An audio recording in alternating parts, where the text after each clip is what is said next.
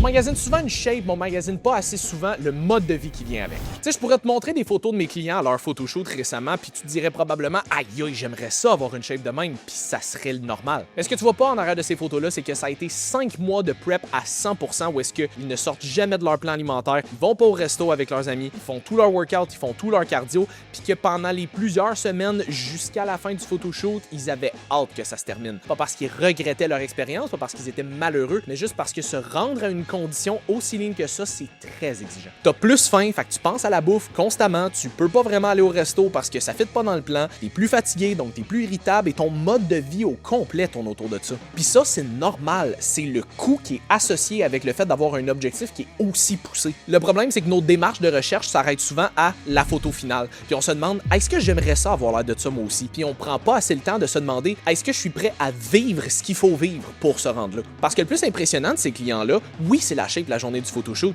mais c'est tous les sacrifices qu'ils ont dû faire à tous les jours pendant 5 mois pour être capable de se rendre. Puis la transformation la plus réussie, c'est pas nécessairement celle qui est la plus impressionnante en photo, c'est celle que t'as encore envie de faire même quand les caméras sont fermées.